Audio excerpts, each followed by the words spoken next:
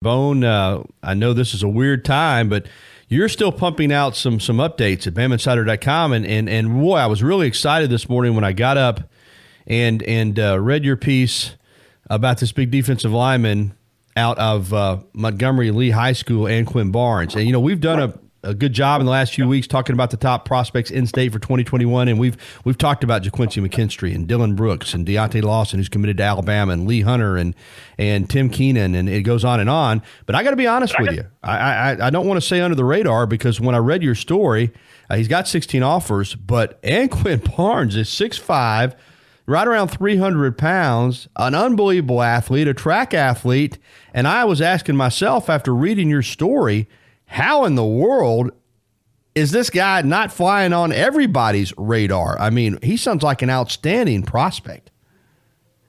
Yeah, you're right. Anquin Barnes from Lee High School in Montgomery. Definitely a kid.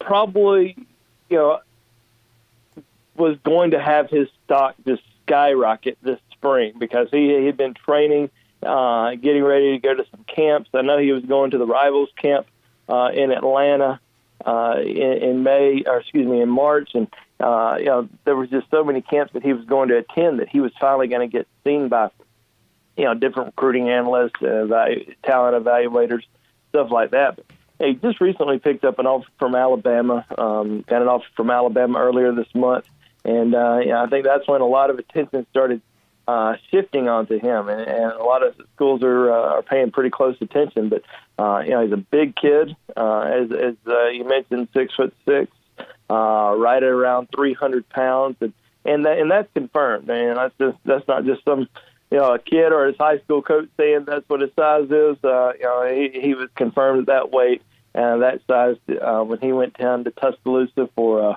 Junior Day earlier this month, and it's kind of hard to find kids that size with that athleticism, because he does play multiple sports. Played basketball this past season for Lee.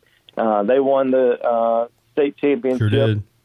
And then and he's also a track athlete. He's not necessarily on the track team, but he works out with the track team. He runs, he used to run every single day with them. So I definitely think that he was going to see his stock just really climb this spring, and even though it already has. I mean, with Alabama, offered him, your stock automatically climbs up a little bit. But I think in terms of potentially being a top 10 player in the state, he was going to have all that attention this spring, as long as he went to some camps and did really well. But I continue to think we'll see his ranking improve.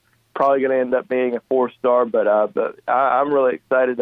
I was excited about seeing him, perform this spring, and obviously we're not going to be able to, but definitely somebody that I think is going to be a top recruit in the Southeast, and he has 16 offers right now, but I think a lot more coming his way. Yeah, he checks all the boxes for me after reading your story. Very well written, and there's a picture there, and I know it's just a picture, but he looks like a beast. I'm telling you, like you said, close to 6'6", 300 pounds, and athletic. I mean, when you write defensive lineman on the board, I mean, you could put his picture up there. Everybody would say, yeah, he fits the bill. So the question is, he's got 16 offers.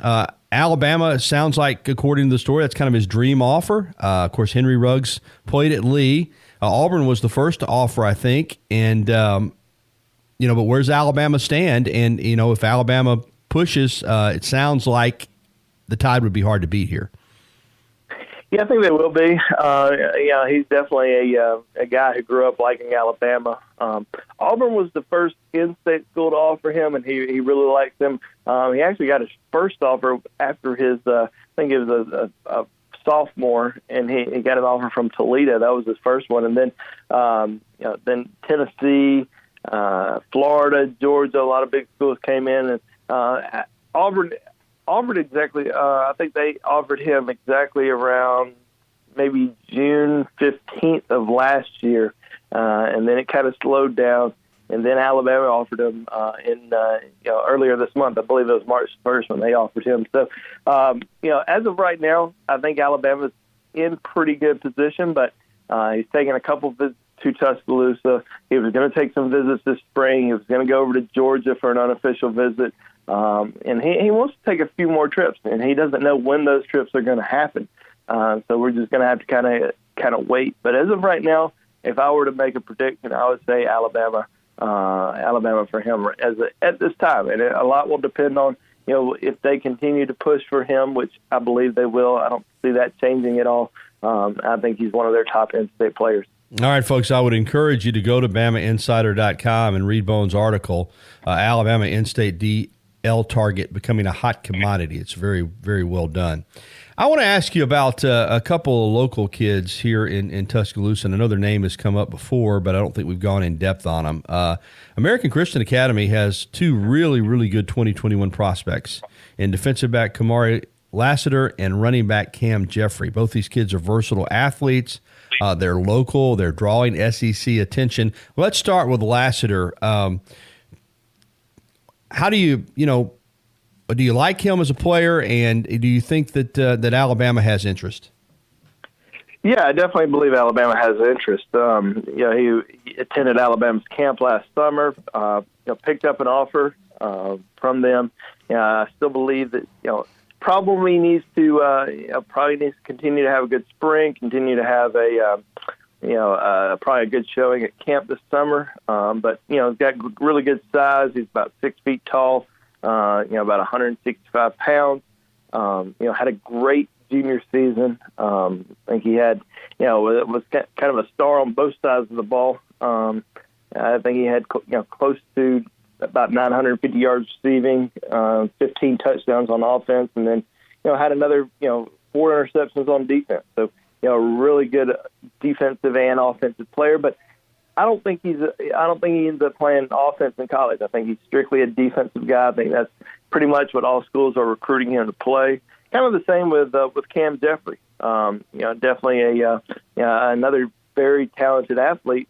Had big numbers on offense, just like Kamari. I think he had about 82 tackles on defense. 600 yards receiving on offense, and definitely has a ton of interest. I mean, done in a ton of offers. And, Alabama has not offered him yet, but definitely somebody that that they're paying close attention to. And I think there's a lot of schools out there that are very interested. And it's kind of rare that we see two highly recruited players at American Christian in the same year. So definitely two guys that we're keeping a very close eye on. Yeah, I'm going to ask you about a couple other prospects since. We've covered most of the guys at the top of the rankings in state, but a couple more of these kind of under the radar guys. Let's start with Ivan Schultz, the offensive lineman from St. Paul's Episcopal in Mobile. His father is Roger Schultz, former Alabama center and well-known media personality. Ivan Schultz. I'm not sure that he is going to be recruited by Alabama, but he is getting some interest as a recruit. What do you know about him? Well, he is getting a little bit of interest. Not a ton yet from Alabama. He's had a good season this past year. He's a good, center prospect. About 6'4", 285 pounds. I think with Alabama right now, the biggest thing is they signed a center last year's class and Seth McLaughlin, and then if you're looking at potentially landing Tommy Brockermeyer in this class, you're also trying to sign his brother, his twin, who's also being recruited as a center. So I think that James Brockermeyer is probably the number one target at center right now. But Ivan's definitely got good size, had a great junior season. And, definitely somebody that, a lot of schools are interested in. Bone, we know that Alabama missed out on a couple of tight ends in this past class. What about a kid over at Oxford High School and is a tight end and, gosh, dog, you're going to have to help me. Rock's his first name. I can't recall his last name right off the bat. You know what I'm talking about? Yep. Rock Taylor. Yeah, Rock Taylor. Pretty good athlete. I mean, I know he's not drawing a ton of interest from the Power 5 schools right now, but is a good athlete, probably a little undersized at this point. Is he a guy that with, a good spring and summer and a good senior season that could draw some SEC interest? Yeah, I think a lot will depend on his how much he continues to develop, and obviously this spring kind of sucks for him because he's all these kids right now are on their own in terms of working out, developing, trying to get better. In terms of they're not working out with their team at this point, so a lot's going to depend on can he get to camp this summer. He's got good size, 6'4", 210 pounds. But to be a tight end at the next level, especially at a program like Alabama, Power 5 type conference, you need a little bit bigger. You need to get to maybe get him up to 220, 225. So I think that's going to be the biggest thing. How much weight can he put on this spring? Now he has several offers. I mean several SEC offers. I mean Arkansas, Florida, South Carolina, Tennessee. Those are a lot of schools that have already extended him an offer, but I continue to think a lot of schools are continuing to watch him, continuing to evaluate, and obviously, this is a big evaluation period, and schools aren't able to evaluate right now. All right, last week we went through a little bit of this, but we know there were people that are listening today that didn't listen last week. I want you to remind everyone how this is working right now as far as these schools with no basically campuses shut down, coaches are working from home, current players are at home, there are no visits, unofficial or official or any types of visits by prospects to these schools right now. How is recruiting working, and how much is this going to put everybody behind? Well, it puts everybody. It puts a lot of people behind, but the biggest thing is everybody's in the same boat right now. It's not just schools in the southeast or schools in the northeast are experiencing. It's the entire country. So, it kind of sucks for Alabama in a situation where, as they only have one commitment. There's a lot of other schools that have several commitments. Alabama only has one. Of course, a lot of people say, well, it's only March. There's plenty of time to recruit. Well, that's true, but Alabama just doesn't want to enter the month of June with one commitment. They hope to get some commitments on board, some more commitments on board over the course of the next few months. And a lot of kids were coming in to visit and going to trim down their list and make decisions, and now all that's kind of been pushed back. So I still don't think it's a big thing to worry about at this point, just because everybody else is in the same situation. So we'll just have to kind of wait and see how things go moving forward. But in terms of what's going on in terms of recruiting wise, not a whole lot, except for there's a lot of contact. There's a lot of coaches talking on the phone. There's a lot of coaches talking via text messages, via social media.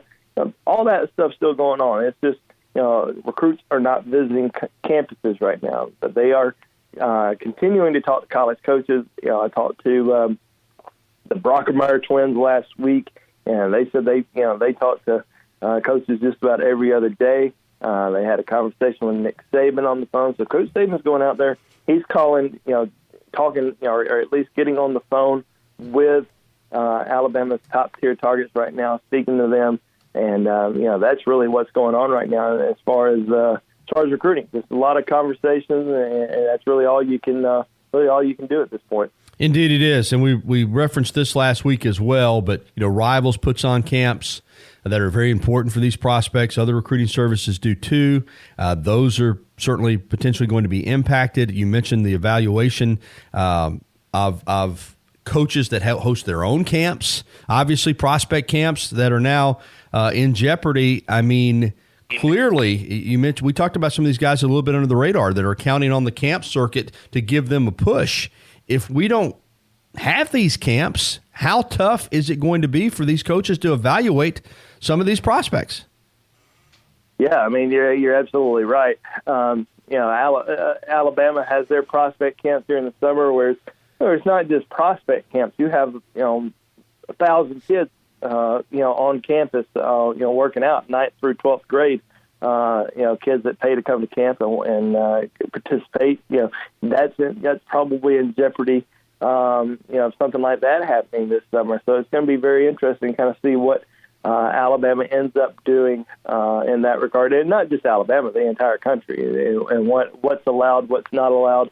Obviously, the rivals camps are postponed or canceled. That was definitely a big, that was a big evaluation tool for us in terms of getting out and seeing kids. You try to evaluate in many different ways. Not just in camp, but throughout the season, throughout the spring. We're not really able to go out and see kids this spring, which is a tough deal. And then not being able to see them compete in a prospect camp is another tough situation, because you don't really get to give everybody a fair chance. But we're all just having to wait right now, Gary. I mean, it's an uncharted territory for everybody in this situation, and nobody really knows what's going to happen over the course of the next few weeks. It's all kind of speculation, and I think everybody's just kind of waiting around. But with these prospect camps, especially schools like Alabama and throughout the entire country that love to evaluate kids, that love to bring kids on campus, they may offer them during the spring. You see so many offers that go out throughout the spring, but a lot of those are come to camp offers. You still have to come to camp and let Nick Saban evaluate you in person before you get a chance to commit to Alabama or any other program for that matter. So I think a lot of programs are going to be very behind in that regard. Yeah, it's interesting. As we go through the process, it's going to be very interesting to see how these schools go about their recruiting process, if indeed this doesn't come to an end anytime soon. Well, Bone will continue to update us each week here on the Gary Harris Show. And, of course, obviously, Bone, BamaInsider.com is still there. As I said, you're churning out recruiting articles. You're on social media. So whatever information is available, you'll have it.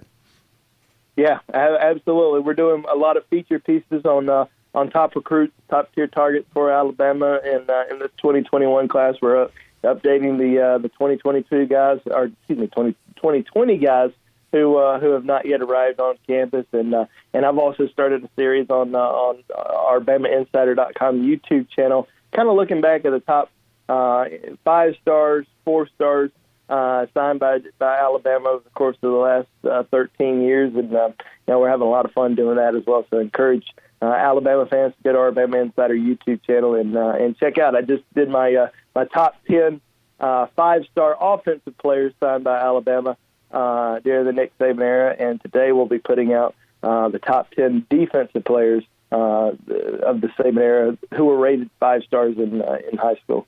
Outstanding. Get to BamaInsider.com. Thanks a lot, Bone. Thanks, Gary. See ya.